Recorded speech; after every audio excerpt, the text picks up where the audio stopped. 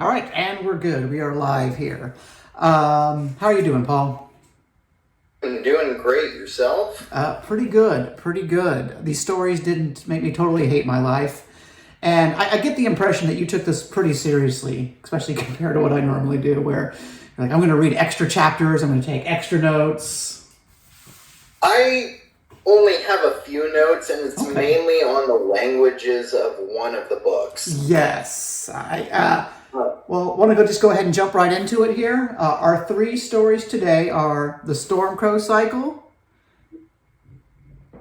What's the second one called? The other one, let me check. Quantum It System? is Quantum the System. Quantum Cycle. Is it Cycle? I mean, the second one's pretty generic here, so you can pretty much plug and play whatever you want in there. It's going to not change the meaning. And then we have your own story, which I guess I didn't tell you which one I was going to read. I read the one you put on the thread, which was the Time Traveler story. Yep. So those are the three we'll be talking about.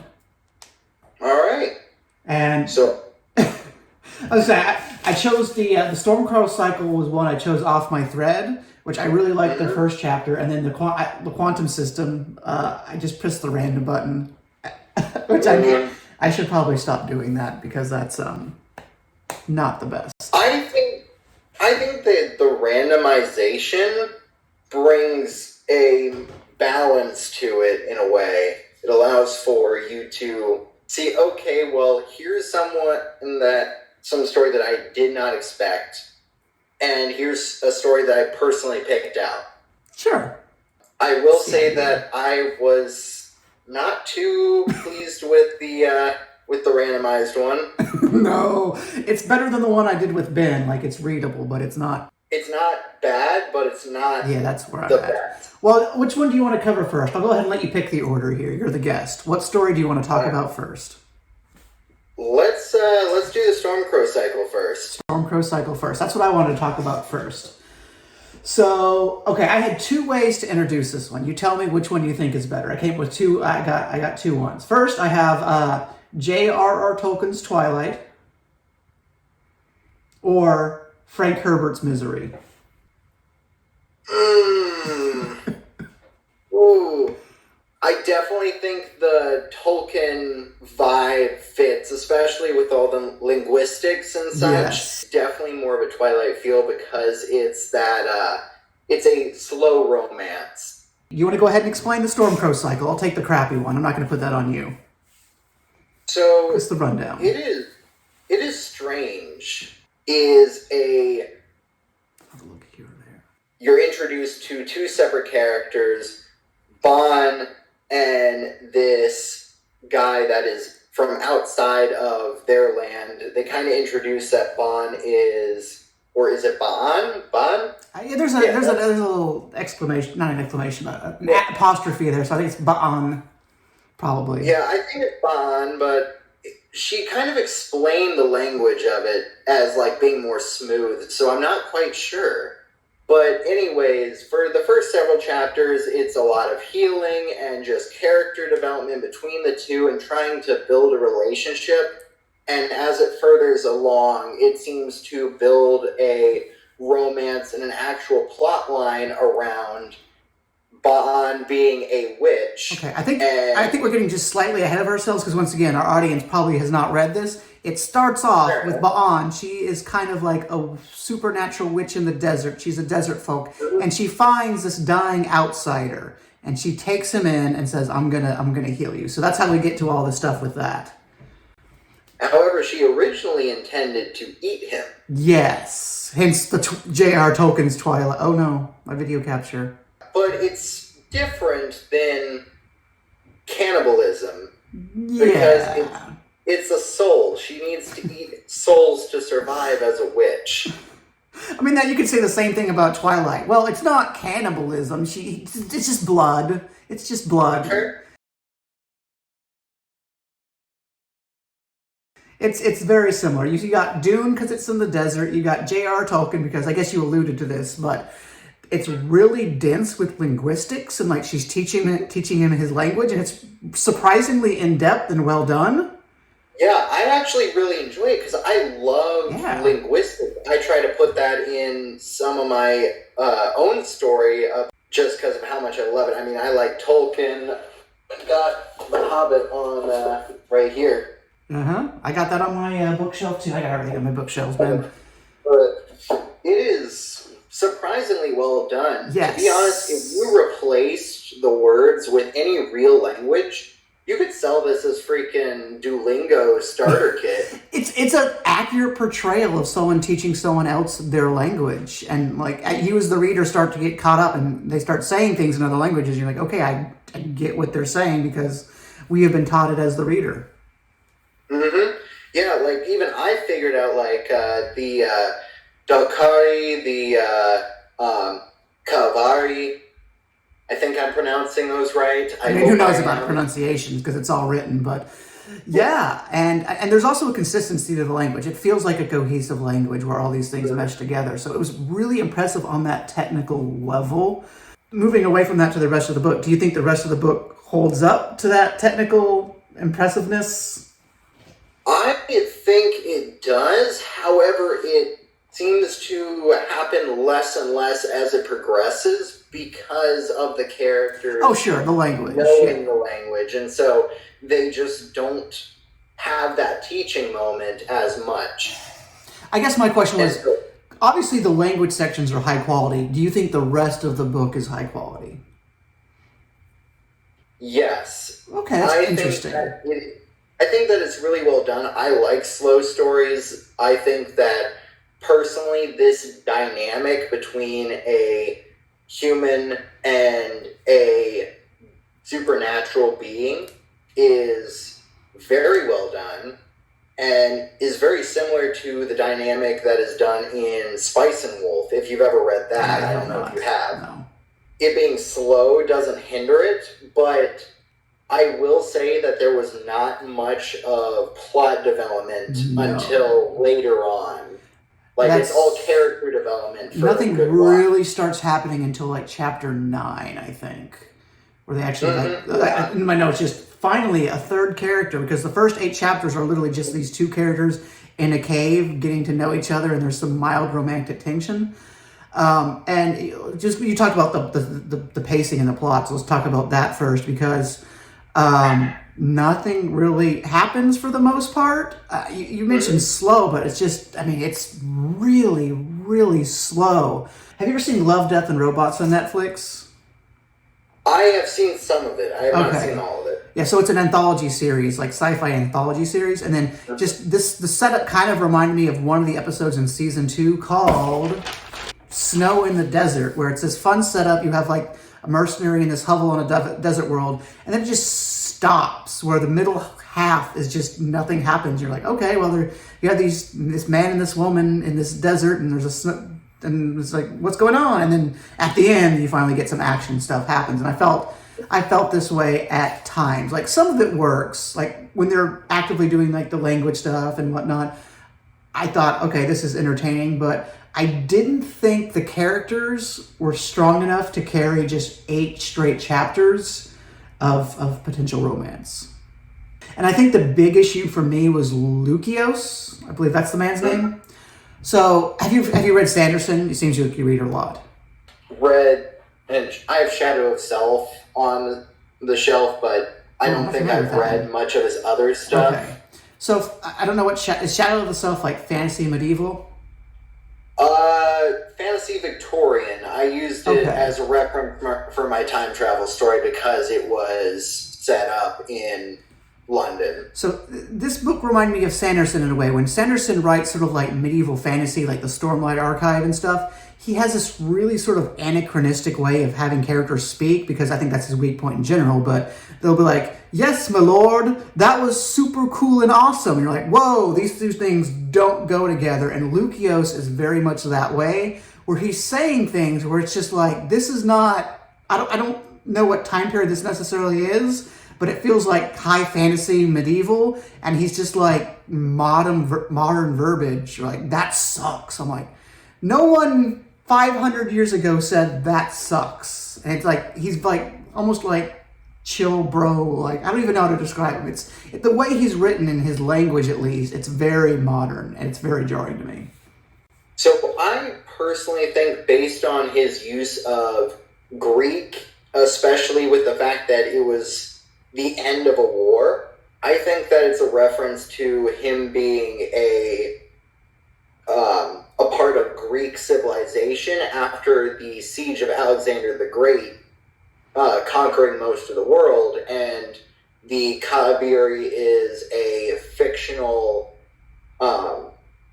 culture that is set up in an alternate world where the Alexander the Great war happened, and he took over, but he couldn't defeat the Kaviri. At least that's my personal thought on it. I mean, that's a really interesting take, and you're definitely giving the author more credit than I was. Did you read the author's note on the use of the Greek language? And just to explain once again, there's a little dissertation between the two characters on the nature of love, and it uses the Greek terms for love, basically. Yeah. So did you read the author's notes? I have not all of them. I read some of them for clarification, but most of them I did not. Specifically, and I feel bad for not. No, specifically for that chapter about the nature of love. On the note, they're like, "Here's where I took all of that from," and it was just like a philosophical Greek treatise on that from way back when. So I read that very much in a very more simple way, as the author saying, one, he's sort of Eurocentric as opposed to sort of Middle Eastern. So some European ideas, and it's like, here is something I have read on love, and I can take and just use that in my novel. I absolutely did not take that as like a deep world building thing. I just took it as very basic, European, and here's what I've read before and think is moderately interesting on the discourse of love, because I had read the exact same thing before. Like, I knew all the words and stuff he was saying. It was like, it's like, not like philosophy 101 when you go to college. It's like, if you're going to have someone write about this is just the most basic thing they could write. Here's what this means. I just read it as like, here's what I've read, and it works for Europeans. Just gone a little off topic. As for his modern linguistic use, true. My point, I guess, was that you say we're getting off track, but I don't think we are getting off track in terms of the language, because the whole diversion, which, I mean, that really was for the author. It's a cute character building moment, I guess, but it's just the author putting stuff they like in and not really thinking about the sort of literal like consequences of that. Where it's like, I've read this, I think it's good, let's talk about love in this way. I like how this sounds, talking about awesome or cool or what have you in the way he speaks, let's put it in. And I'm not really thinking about the consequences of that. You, Paul, can explain away the Greek stuff as, it's all world building and carrot and stuff, but it's like, you can't do that with the awesome and all the real like weird. Yeah, I'm giving the benefit of the doubt on that. That was just my own personal theory. Sure, it's an interesting theory. Back that up. So, and if it is true, it would be very interesting. I would be amazed if that was true. However, I don't think that's where they were going with this. As what you said, if I had read the author's notes, I think I would come to the same conclusion that you did, that it is more of, hey. Mm-hmm. Very well written on those grounds. Like, if I picked up a professional book and it was written this way, I'd be like, ooh, I don't know about this. But as a web novel, it's not really a complaint. Mm-hmm. Yeah, no, I agree with that. It's definitely well written for a web novel.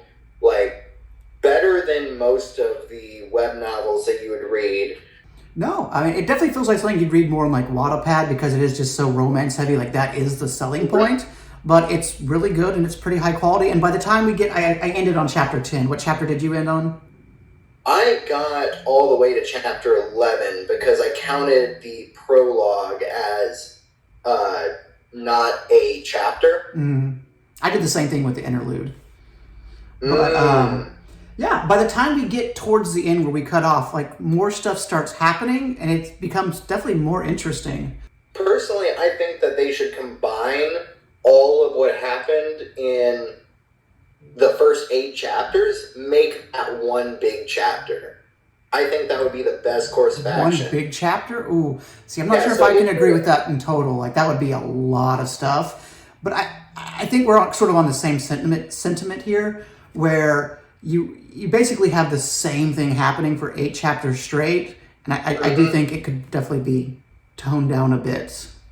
I definitely think that there's some character growth that is very well done within those 8 chapters that kind of allows the reader to experience the world and to understand, all right, what is going on, what are the consequences of the actions.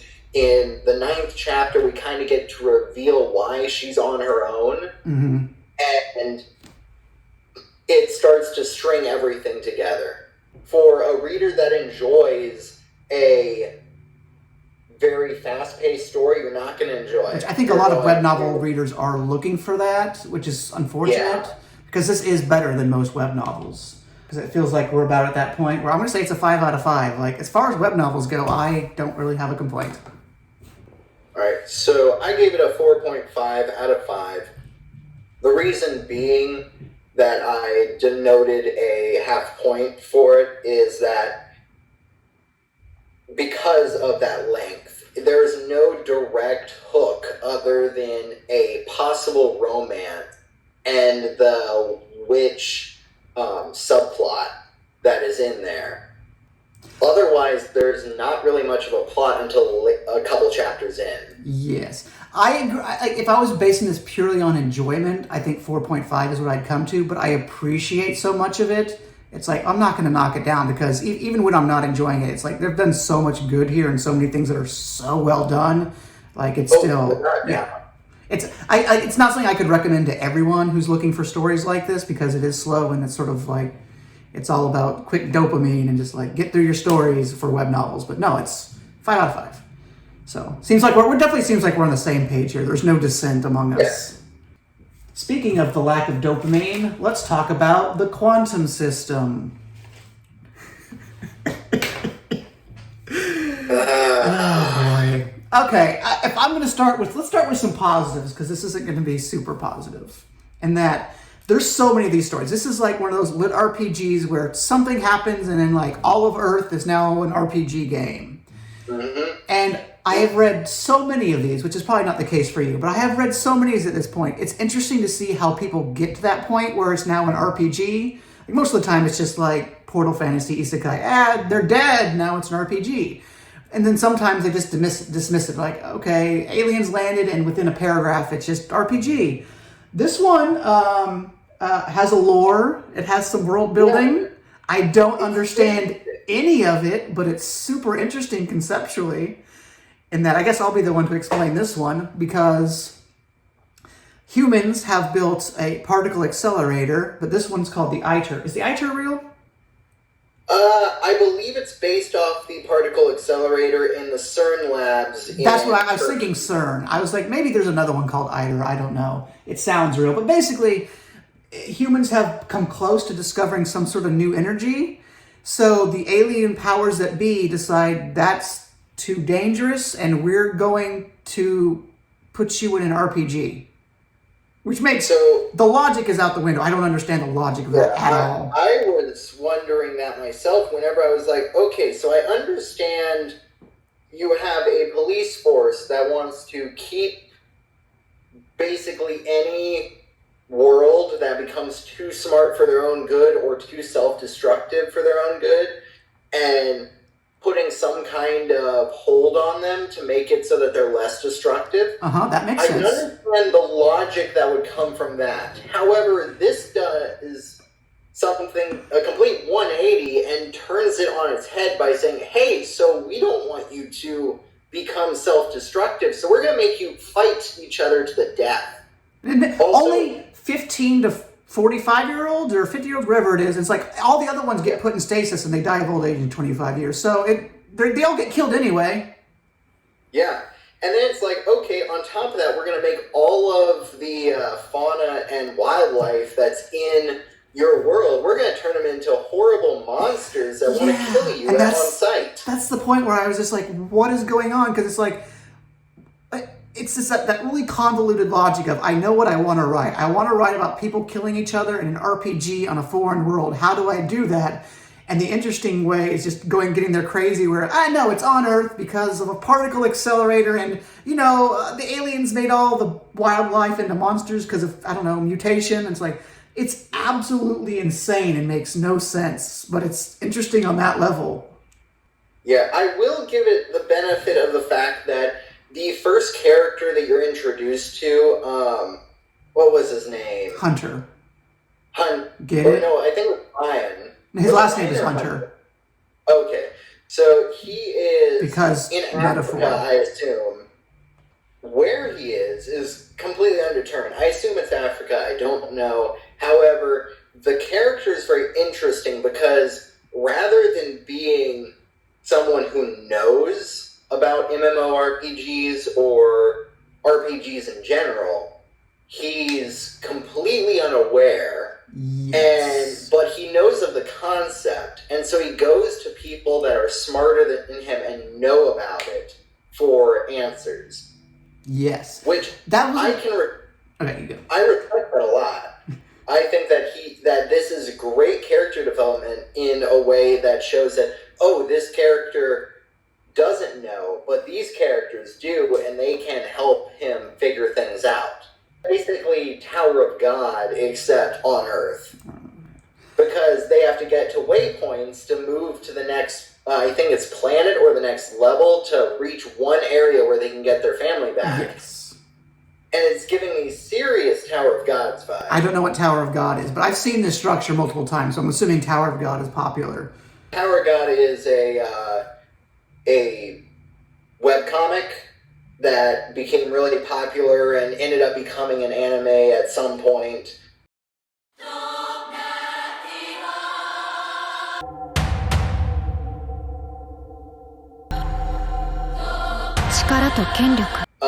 It was not that good of an anime, but the webcomic was really good. I feel like I have heard of this a few years ago. Like, the name is sounding familiar in some way. Is that I'm comparing it to other stories who have done similar things. It's crazy. And then you have a character, because normally the characters they're like these shut-ins, like, I love video games are my life. Oh, my life is a video game, how crazy.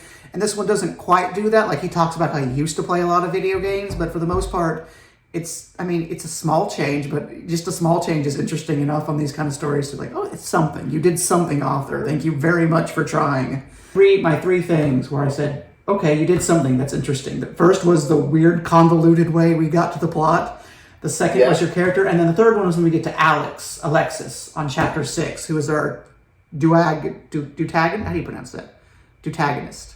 Her introduction was very dark. Yes, and it was straight up like a zombie horror movie. Like which I have to give him props for that. Like, he actually made me think, okay, this is actually like a thriller story. Yeah. I feel like this could be a part of something like The Shining. But let's not go that far. Let's not give this quite too much credit. But once we got Alexis in there, it started to feel like genuinely enjoyable on its own right. Not because of crazy choices, just what was happening. There's still a ton of weird stuff that makes no sense and makes it feel like a human didn't write this. Because like you think of like a zombie story, right? Like how The Walking Dead starts with like, you're at work and then like, boom, the zombie apocalypse happens. You're like, oh, it's crazy. Everyone's freaking out. Alexis, she's at home at night. It happens, and she's like, she plays around with like the RPG stuff, and she's like, all right, I'm just going to go to the volunteer place the next day. 1 billion people are dead. Everyone's killing each other, but I'm just going to go to work now. And then the zombie stuff starts happening. You're like, that's not quite how it should go. Yeah, so there is a level of like, okay, why is that? Like, if she was actually at the volunteer center, right, that's what I'm saying. That would make a lot more sense. So I agree with you there. And just the general reaction people seem to have to this. Like, she walks home and there's just a guy sitting on his porch. And it's like, people just don't seem to be like reacting the way human beings would react to this. Yeah. They would usually freak out and start killing each other, as we've even seen in from COVID. Like, people flipped out and were fighting each other for toilet paper. Is that everything else that we haven't talked about, it really sucks. Yeah, but reading this was awful. It was hard to push through. It was probably done very well in their mind, but it's super hard to follow. I think it's just bloated. There's just so much of it where you're like, the chapters need to be half the length, and it's just like, let's move it along here. We don't need to spend all this time talking about stats and whatnot. Yeah, there was several chapters that I wanted to skip because it was just all elaboration and giving,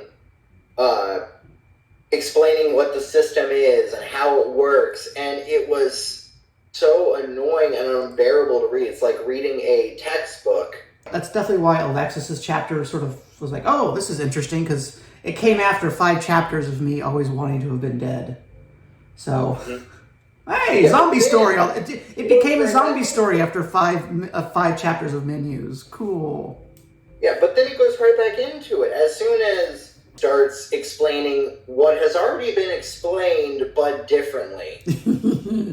Yeah. So I think, I have nothing else to say about this. Do you? Yeah. No, I'm good. Any more of this would be just putting them down. I'm going to go ahead and give my rating. I'm going to say it's a 2.5 out of 5, completely average. It's boring, but there's enough crazy crap that's just so off the wall and so weird that it's interesting on that level. Yeah, I'm going to give it a 2. That's fair. That's fair. It's just slightly below average for me. And maybe it's because I'm biased against lit RPGs and web novels because they just aren't done well. There are very few that I can say I've enjoyed reading. Our third and final story is the one you wrote. Always save the guest for last, apparently. That's the form here. And I feel really bad because I don't remember the name off the top of my head. I just know time travel. The supernatural case of an accidental time travel. It's long as crap. And that's why I didn't remember it. It's not my fault. I will agree with you. It is long, and I came up with that name whenever I was first writing it. I think it's a good name. I think it's a cute name. It's just hard to remember. I just couldn't think of anything. Like maybe I'll change it in the future. I like it. I say keep it. I just hard to remember. Give it an acronym or something. So this is a story you wrote. It is about a involuntary time traveler going back to late 1800s England. There's more to it. There's some surprises here, but that's the basic premise. And I want to ask, starting out, is that because you submitted this on the first chapter, we talked about your first chapter quite a bit. Did you change the start? I did, but not by much. Changed that before you read it. Mm-hmm. Like before you even showed, I had done the editing for it, so it's definitely better than what it was 2 years ago. Yeah, it's just because the one I read, I was like, this doesn't feel quite like what I read. Something's different here. And maybe you read it once before? When you read something, you remember parts of it, right? Like, I don't think I remembered all the setup with, like, the dream sequence and whatnot, and, like, the gods talking or whatever those are. So, I think maybe it's just like, oh, I remember him time traveling. He goes into an alley, then he's in London, right? So I think that's just the part I remembered. So when I started reading it, I'm like, oh, this is new. I don't remember this. Yeah, so he has a dream sequence, which I had put in because there was not enough of a hook. I mean, honestly, just going back in time is a hook. I don't know how much else you need there. Yeah, but someone had told me that there wasn't a good hook in the start, so I decided to add that in, and just to kind of create some form of mystery, because you don't know what's going on all that much in the dream sequence. There's an infinite number of the main character that are all like basically telling him that he has to do something, but he doesn't know what. Then he meets the time god, which was the one who gave him the powers, but then they disappear and he sees a future vision. Okay, is that what happened? So I'm going to be honest with you right now. Whenever I see a dream sequence, I kind of just gloss over it. Unless there's like something like really like clear about how it's going to affect the story. I'm just like, okay, it's a dream sequence. It's supposed to be exciting. Because that's, I guess, I don't know. I'm just conditioned to treat dream sequences as just like a cheap gotcha. Like, oh, are you interested now? Something shocking happened. And that's sort of, I don't know. That's sort of how I take them. Where when I see it, it's like in one ear and out the other. Got it. Yeah, so that dream sequence, I will tell you, which I'm not going to spoil anything because that would ruin the fun for anyone who wants to read it. That's the big like downside of doing this, or the big challenge of doing this channel is just like, how much do I talk about and how much do I spoil? Like my last video I did like the review on Isaac Unknown. It's like 70% of that video I'm talking about like the first like 2 stories. I'm like, I don't want to like, you know, spoil things, but I do think we need to spoil something about your story here, because it's not just a time travel story. Oh no, it is a time travel supernatural monster hunting story. So well because he gets beat up. Yes. And then goes to a church to try and find a place to stay, which in the 1800s, during the Industrial Revolution, being homeless was very common, but they weren't very good to those who were homeless. And so like you would have like a little rope that you could lean on for like a penny a night. And really? a penny I didn't know at that. time was really good. Yeah, no, so I didn't go too deep into that, but I've done a bunch of research on it. Ends up walking in on the first murder that is considered part of the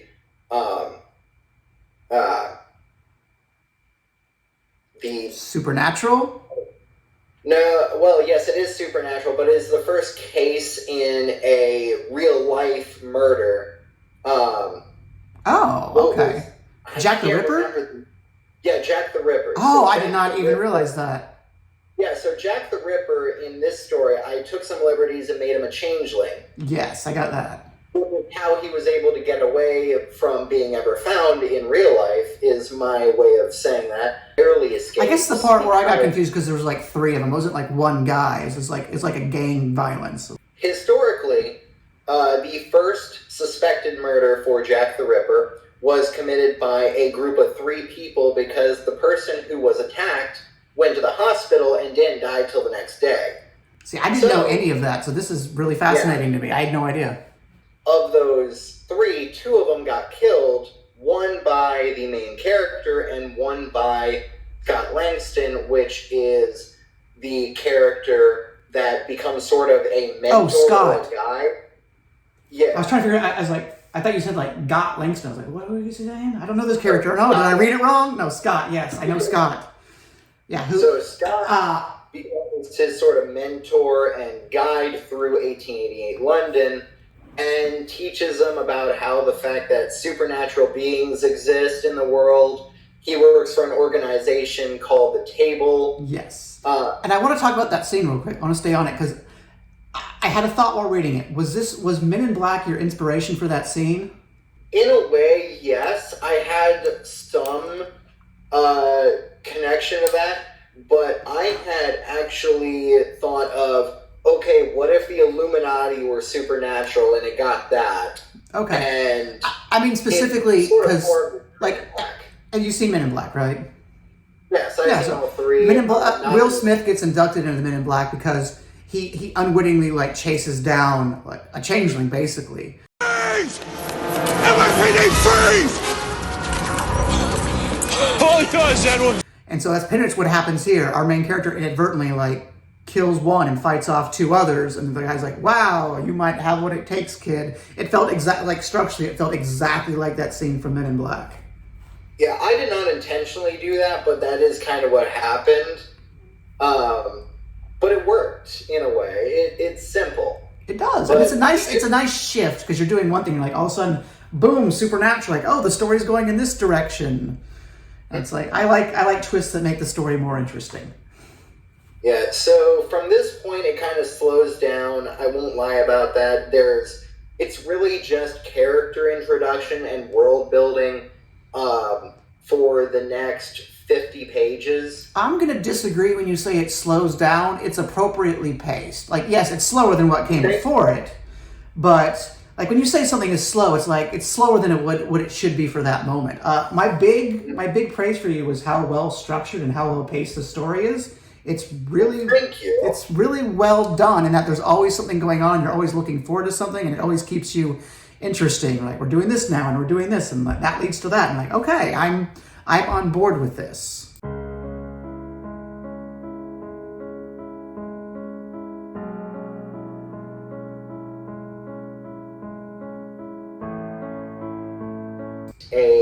dwarf named Reuben. That's a fun name. Yeah. Reuben is also just like a good dwarf name. Like, I actually got the name from a friend who is short.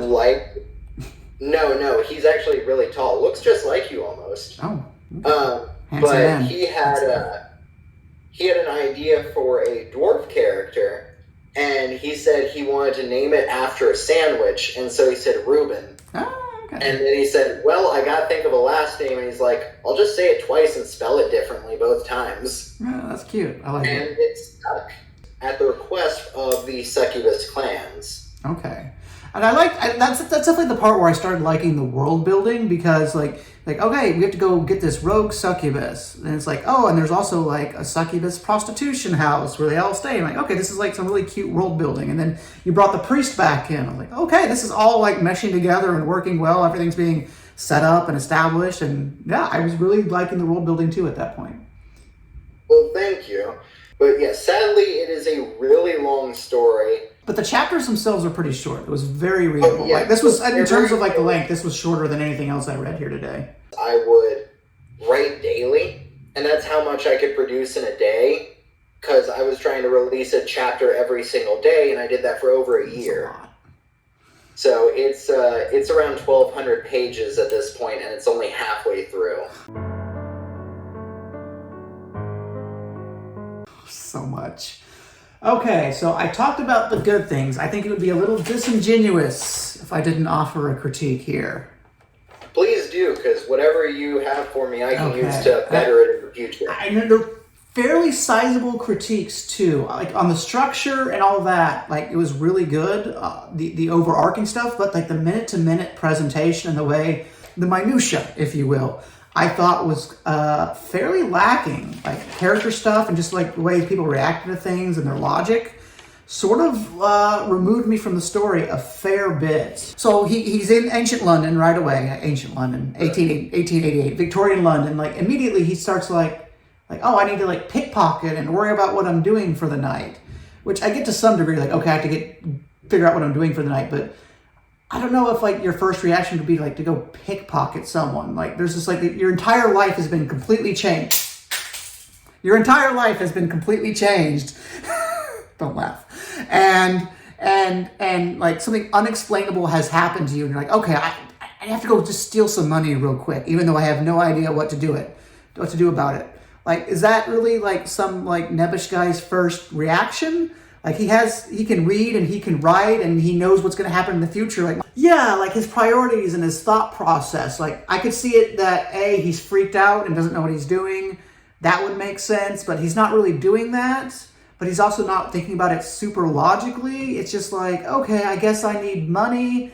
Like, as a character, he wasn't doing anything particularly clever or like character driven that made me like him or think, okay, this is smart. Whatever for a good scene, apparently. And then there were other moments like that where it's just like, is this really the reaction a human being would have here? Or is this really how people would respond or think about this? Like, when he punched the changeling with the coin and it turned to dust, he didn't really have a reaction to that. He was just like, all right, I have to go fight these other two guys now. We're like, no, hold on. You don't know about the supernatural. You just punched a guy and he turned into dust. Maybe you like should have like a really visceral reaction to that. Because A, he thinks he just killed a guy, and B, there's no way he understands how that happened. And it's like crazy. It's like the crazier it gets, the more just sort of monotone and like, all right, I'm just going to go do a thing now. A lot of the dialogue, if not all of the dialogue, and some of the character stuff was just really like the most basic way of presenting it. And you say you wrote it all in like a day, and that sort of, I think that definitely, it definitely shows a little bit. Like, if you say it was rushed, that would make sense. Yeah, no, I agree with you there. Someone that actually sent me a message recently saying that I needed to work on my dialogue because they saw that as one of my biggest drawbacks. And I agree. I plan on looking at some various different dialogue reference books and find ways to better that dialogue in the next draft of it. I think that's probably the trap of writing 1,200 pages. It's just like, can't spend an hour on each page, right? So I guess that's sort of my review for your entire story then, is just a really great structure and pacing with the little individual moments generally sort of being under-executed. Yeah, and that's fair. I feel like it'd be unfair to give my own self a review. So what is your rating? I'm going to give this one a 4 out of 5. That's fair. I think a 4 out of 5 is fair. And once again, my own review system, I say this in all my videos, where 2.5 is average for me. So a 4 is very good. No, so let's go ahead and do the wrap up. Who are you picking for the best web novel of the day? Well, I don't want to be biased, so it's not... You're allowed to pick your own. Ben picked his own. That's fair. No, I'm not doing that. I'm not... I know that I am not good enough. To be honest, I actually think that the first one that we reviewed, what was it? The Raven... Stormcrow cycle. Stormcrow cycle. It's not a good title. It's a really bad title. Yeah, I think it needs a new title, but... It feels like one of those generic, like, quantum whatever titles where it's like, oh, this is going to be an RPG. It's like, I would not have guessed, like, nuanced linguistic romance from that title. It seems like something you'd find in the young adult section of a library from 2009. It's a good summary. Also, the language, I didn't mention this earlier, it seems very, very close to James Cameron's Avatar language. Sure, I'll take it. Like, how it's spelled is how it's pronounced. At least how it seems that way to me. Oh, I see what you're saying. Very, like, user-friendly. It's like you could read it and pronounce it yourself. Yeah. Is that a problem with made-up languages, or just the fact that English is such a screwed-up language? Both. Okay, fair enough. So you're picking Stormcrow for your best. Yeah, I think that one is the best out of the 3. I don't think I will... Completely agree. Yeah. Stormcrow is the best winner for today, the big winner for today. I will say, though, if we were to combine your storytelling with hers, like you have like your plot structure with her writing of the scenes, you would have a phenomenal novel.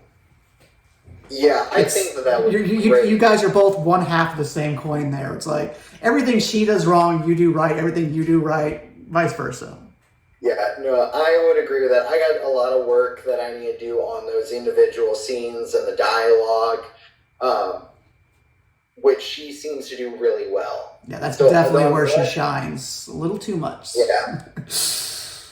Though, no, I think it was a great story. To be honest, I think I'm going to continue reading it. Mm-hmm. I'll have to make a joke there. That's a great story. Well, it's not really a story. It's two people sitting in a cave, and the story might come later. But I don't want to be mean. Obviously, we both like it. I'm a little worried about where it's going, just because it feels like the main draw is this conflict between an outsider and her, and so like the Well Spirit, while interesting on its own right, it feels a little like different than or it feels a little like a sidetrack compared to like necessarily the conflict that the main plot necessitates. Like, if the conflict is about his people coming into the desert or like her people wanting to execute the outsider, that would make sense where the story's going. But it's like, we're hunting monsters. It's like, no, that's your book. Don't put monster hunting in this book. This is a nuanced character study. So based on how it's going so far, Bahan has been banished from her people, so she's no longer one of them. Sure. What's his name? Lucios? Yeah, Lucios. Leukemia. I'm not. But I believe that she is going to go with him after this arc where they go to defeat the Well Spirit. I think that they are going to go together to the European thing, and they're going to kind of expand on the world building a bit. I don't know if I want to read Pocahontas again. The first one wasn't that good. I mean, it's basically Pocahontas at this point. Well, what you're pitching is Pocahontas. The story itself is not. Well, I guess the story is kind of Pocahontas when you say it. I didn't even think of that. Yeah, it's a little Pocahontas. So that's where I feel like it's going to go. Yeah, however, I may be wrong, and they may do the opposite. Heck, they may do something completely different, and they end up going up I'm glad that you asked me to do this. I was really excited for it. Yeah, you seemed weirdly excited, because really what I'm doing to you is miserable in some regards, but... What do you mean? Yeah, I made you read the quantum system.